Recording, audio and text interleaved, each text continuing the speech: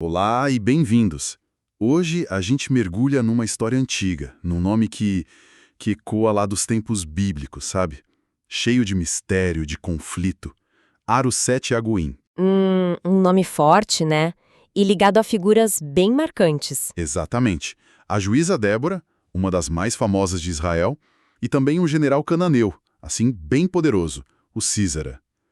A gente está se baseando num artigo bem detalhado que tenta mapear a história, a localização que, aliás, é super controversa, e o significado bíblico dessa cidade. É um daqueles pontos onde a história, a arqueologia, os textos antigos, eles se encontram, né? Mas nem sempre concordam. Pois é. Então, a nossa missão aqui é tentar entender melhor o que a gente sabe sobre Aroset-Agoim, qual era o papel dela naquela história toda da libertação de Israel em Juízes. E o que a arqueologia encontrou. Ou não encontrou, né? Que também acontece. Exato. Vamos tentar desenrolar isso. Bom, para começar a entender Aroset-Agoim, a gente precisa falar do Sísera. Ele não era um rei, mas sim o comandante militar do rei Jabim II. Jabim II de Hazor, uma cidade cananeia importante na época. Isso. E Aroset-Agoim era a base de operações do Sísera. O quartel-general dele, de onde ele controlava e oprimia as tribos israelitas. E essa opressão toda que meio que prepara o terreno para a história da Débora, né? Exato. E a localização, mesmo sendo disputada, ela é chave. As teorias colocam a cidade numa área bem estratégica, ali na junção dos territórios de Manassés, Zebulon, Issacar. Um ponto de controle mesmo. Sim, total. Imagina controlar ali. Você controlava as rotas comerciais importantes que passavam pelo Vale de Jezreel e, claro, conseguia projetar força militar numa área enorme de Israel. Faz sentido. O texto fala em 20 anos de opressão. 20 anos é bastante tempo. É muito tempo. Para manter um domínio assim, uma base bem localizada como Haroset-Agoim devia ser fundamental, né? Sem dúvida.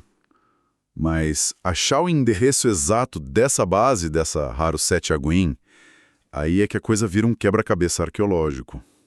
E fica interessante, a pista que parece mais forte, segundo o material que a gente viu, vem do trabalho de um arqueólogo israelense, o Adam Zertal. Ah, Zertal, sim. Ele fez escavações grandes, ali entre 93 e 2000, num lugar chamado El Awat.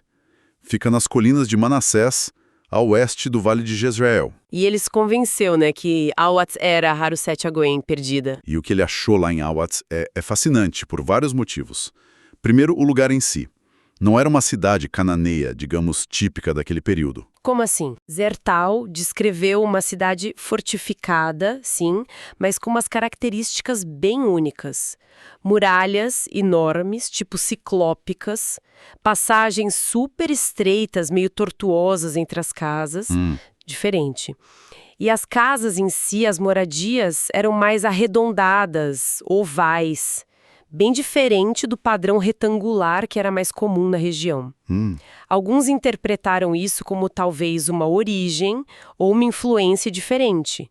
Zertal até ligou isso ao Chardana, um dos chamados povos do mar. Povos do mar? Nossa, isso já joga a história para um nível internacional. Pois é. E ele associou esses Chardana ao próprio Sísera. Que complexo! Mas e a conexão com Sísera e os famosos carros de guerra dele? Aqueles carros de ferro? Ah, aí é que está o ponto central da argumentação do Zertal. No meio das ruínas de Arhat, ele encontrou artefatos que interpretou como partes de carros de guerra. Sério? Tipo o quê? Especificamente, eixos de bigas e uns pinos de roda, sabe? Linchpins. E, além disso, tinha evidências de estruturas que podiam ter sido usadas para criar e cuidar de cavalos em grande escala, com um objetivo militar claro.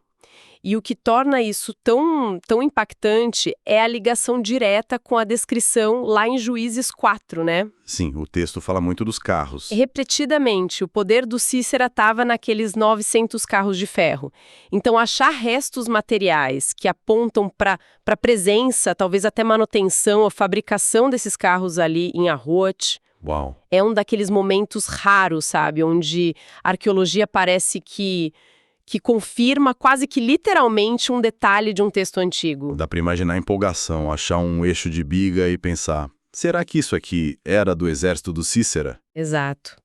É o tipo de coisa que anima muito quem trabalha com arqueologia bíblica, né? Essa chance de tocar fisicamente no mundo que está descrito ali nas escrituras. Imagino. Mas, como quase tudo em arqueologia, essa interpretação não é consenso, né? O artigo menciona uma outra visão. Sim, sempre tem outro lado. E a principal crítica, ou a teoria alternativa, se baseia muito na geografia e na lógica militar mesmo. Como assim? A região de Avat, lá nas colinas de Manassés, é montanhosa, né? Acidentada. Muitos estudiosos acham que esse tipo de terreno não é nada bom para operar uma força enorme de carros de guerra. Ah, claro. Os carros precisavam de espaço, de planície para manobrar. Eram tipo os tanques da época, né? Exatamente. Por isso, alguns sugerem que Aroset-Agoim devia ficar mais a leste, perto de Megido, talvez, na beira do Vale de Jezrael. Megido, faz sentido. Uma área bem mais plana, famosa por batalhas justamente por isso. Sim, um lugar ideal para guerra com carros. Então, por que a teoria de Awat ainda é considerada forte por alguns, como Zertal e a fonte que a gente está usando? É uma questão de pesar as evidências, né? A localização perto de Megido faz mais sentido tático para os carros, claro. Mas o nosso material argumenta que falta, até agora, um sítio arqueológico específico lá naquela área. Ah, entendi. Falta um lugar com evidências tão diretas, tão sugestivas quanto as que foram encontradas em Awat. Não acharam um Awat perto de Megido, entende? Com essa ligação forte com Císera e os carros. Entendi. Então fica esse impasse. É um debate clássico. De um lado, você tem achados arqueológicos materiais, bem específicos, como os de Awat, mas num lugar que geograficamente é meio questionável para a principal arma descrita no texto. Uhum. Do outro lado, um lugar que geograficamente faz mais sentido, perto de Megido, mas com menos ou quase nenhum achado arqueológico direto para sustentar a ideia, pelo menos por enquanto. Ilustra bem o desafio de mapear o passado, né? Com certeza. É um quebra-cabeça com peças de tipos diferentes. Mas vamos supor, por um instante, que Awat seja mesmo Haroset-Agoim. Que tipo de lugar seria? Você falou da arquitetura diferente. E a geografia? Bom, se for Awat, nas montanhas de Manassés. Isso implica algumas coisas. É uma região descrita como mais seca, mais árida, e meio longe de fontes de água grandes e constantes, como rios. Diferente de Jericó, por exemplo, que era um oásis. Exatamente. Ou cidades nos vales que tinham uma base agrícola forte. A geografia de Awat sugere que Haroset-Agoim talvez não fosse um grande centro agrícola. O propósito principal talvez fosse mesmo um militar, estratégico. Uma fortaleza controlando as passagens das montanhas, um centro de poder. Talvez até dependesse de suprimentos de outros lugares, sabe? Entendi. Mais uma base operacional focada em controle e guerra do que uma cidade autossustentável pela agricultura local. Isso reforça essa imagem, sim. Uma fortaleza nas montanhas. Talvez com essas ligações internacionais que você mencionou, já dá uma imagem bem diferente de uma simples cidade cananeia. E o nome? Haroset-Agoim. Parece tão específico. O que ele significa? O nome é hebraico, Haroset-Agoim. A tradução mais comum é algo tipo Oficina das Nações ou Forja das Nações. Alguns traduzem como Artesanato dos Gentios ou dos Povos. As duas partes do nome são sugestivas. Oficina ou forja. O que isso pode indicar? Olha, Aroshet vem de uma raiz hebraica que pode significar trabalho com madeira, metal, pedra, ou de forma mais geral, artesanato, indústria, até mesmo tramar ou planejar. Se a gente pensa em forja, a conexão com os carros de ferro do Císera é quase imediata, né? Com certeza. Seria um lugar de produção ou manutenção dessas armas? Poderia ser. Ou a oficina se refere a outra atividade industrial, ou será que é um sentido mais metafórico? Um lugar onde estratégias militares eram forjadas, planejadas. Interessante. E a segunda parte, Agoim, das nações ou dos povos? Goim, em hebraico, geralmente se refere às nações não israelitas, aos gentios, aos outros povos. Isso já levanta um monte de perguntas sobre quem morava lá. Tipo, Era uma cidade com uma população etnicamente mista, vários grupos cananeus juntos, ou talvez até mercenários estrangeiros, como aqueles possíveis Chardana que o Zertal sugeriu.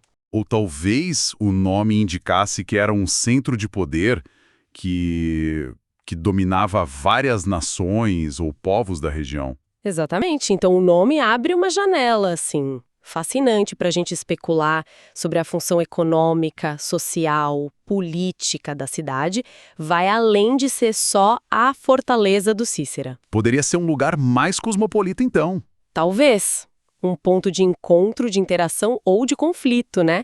Entre diferentes culturas ali sob o domínio cananeu. Isso levanta uma questão importante sobre a natureza complexa do poder cananeu naquela época. Forja das Nações. Realmente dá muito o que pensar. E essa cidade, com esse nome intrigante e essa localização debatida, ela está bem no centro de uma das histórias mais vivas do livro de Juízes. Vamos mergulhar um pouco nessa narrativa, porque ela é chave para entender a importância de Haroset Hagoyim. O contexto, como o artigo lembra, é aquele ciclo que se repete em Juízes, né? Passa um tempo de passo, a fonte fala em quase 90 anos depois da vitória do Eude sobre o rei Eglon. Rei Moabita, né? Isso. Aí os israelitas, novamente, fizeram o que era mal aos olhos do Senhor. E a consequência, na narrativa bíblica, é que Deus permite que eles sejam dominados de novo. Por esse novo poder opressor. Jabim, rei de Azor, e, claro, o comandante dele, Císera, operando a partir de onde? De Haroset Hagoyim. E a opressão é descrita como bem pesada, envolvendo os tais carros de ferro e durando... 20 anos. É bom lembrar como era a situação política na época dos juízes, né? Israel não era um reino unido ainda, eram tribos confederadas, muitas vezes agindo sozinhas, Vulneráveis. muito vulneráveis a poderes regionais mais organizados, como era Hazor sob o Jabim II. E essa opressão do Cícera parece ter pesado mais nas tribos do norte, Naftali, Zebulon, as que ficavam mais perto de Hazor e do Vale de Jezreel. Faz sentido. E depois desses 20 anos de sofrimento, o povo clama a Deus por ajuda, por libertação. É aí que entra Débora. Uma figura incrível. Ela não é uma guerreira, né? É uma profetisa, uma juíza, respeitada pela sabedoria dela, julgava o povo debaixo de uma palmeira, lá na região montanhosa de Efraim. E ela recebe uma mensagem divina e chama o Baraque, que era um líder militar da tribo de Naftali. A ordem era reunir 10.000 homens de Naftali e Zebulon lá no Monte Tabor para enfrentar o Cícera. Mas o Baraque dá uma hesitada, né? Ele pede que a Débora vá junto com ele para a batalha. Sim. E ela concorda, mas já avisa, profetiza, que a honra final da vitória sobre o Cícera não seria dele, seria de uma mulher. Essa dinâmica entre a liderança espiritual da Débora, feminina, e a militar do Baraque, masculina, é bem notável na história. Com certeza. Uma parceria bem incomum para a época. A batalha acontece perto do Monte Tabor, ali nas margens do rio Quizon. E o exército do Cícera, com os 900 carros de ferro, vem todo confiante, né? Total. Mas aí acontece alguma coisa. O texto bíblico fala de uma intervenção divina. Talvez uma tempestade forte e repentina que transforma o leito do rio Quizon num lamaçal. E aí, adeus vantagem tática dos carros, né? Ficaram atolados. Exato. E os israelitas, lutando a pé, conseguem uma vitória esmagadora. Bem poética. Como é que ele diz? Fala algo como: desde os céus pelejaram as estrelas, desde suas órbitas pelejaram contra Císera. O ribeiro de Quizon os arrastou. Reforça-se a ideia de uma ajuda do clima, ou divina mesmo, que foi decisiva. A tecnologia avançada dos cananeus foi neutralizada pela natureza, interpretada como ação de Deus. Exatamente. E é logo depois dessa derrota que Haroset Hagoyim volta a aparecer de forma crucial. Juízes 4, versículo 16, diz: Baraque perseguiu os carros de guerra e o exército até Haroset Hagoyim. Até Haroset Hagoyim. Todo o exército de Císera caiu ao fio da espada. Não sobrou um só homem. A perseguição vai até os portões da base inimiga. Analisando a narrativa, isso é muito simbólico, né? Haroset Hagoyim era o quê? O coração do poder militar do Cícera. Sim. Levar a perseguição até lá significa aniquilar completamente o inimigo. destruir a capacidade dele de lutar, erradicar a ameaça na origem. Não é só ganhar a batalha. Não, é desmontar a própria estrutura de opressão que saía daquela fortaleza.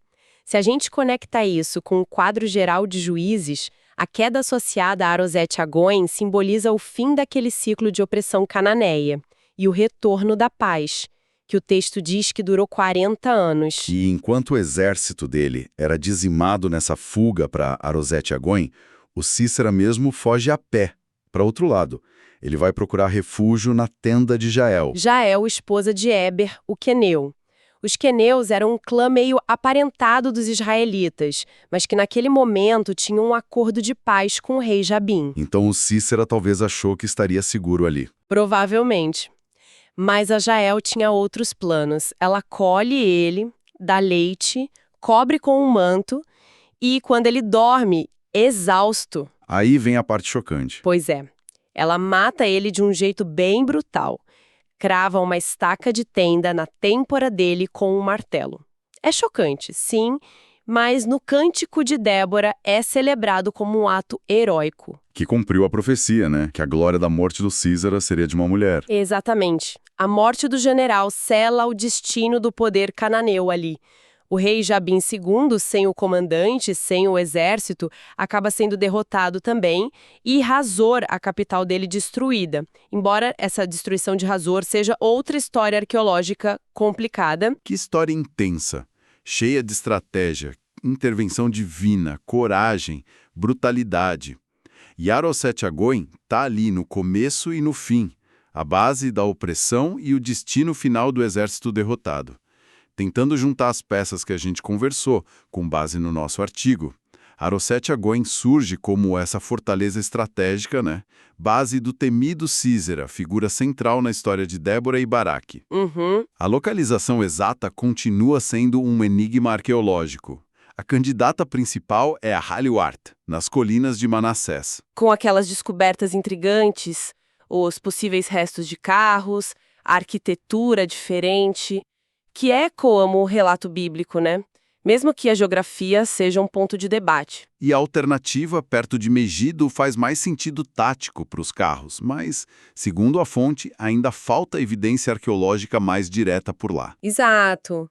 E o nome, né, Forja das Nações, adiciona mais uma camada de mistério. Sugere talvez produção militar ou um lugar de encontro de vários povos, ou os dois. Então, Aroset-Agóin desafia a gente em várias frentes. É um problema para a arqueologia, que testa a nossa capacidade de conectar textos antigos com o chão. É um ponto crucial para entender a política e a guerra em Canaã naquela época. Idade do Bronze Final, Ferro Inicial. Isso. E é um símbolo poderoso na narrativa bíblica sobre opressão, fé, libertação. A cidade funciona como um ponto de encontro onde essas linhas todas, história, arqueologia, texto, teologia, se cruzam e conversam. Mesmo que as respostas finais ainda escapem um pouco, né? E essa natureza, assim, meio elusiva, mas ao mesmo tempo central, deixa a gente com uma última reflexão.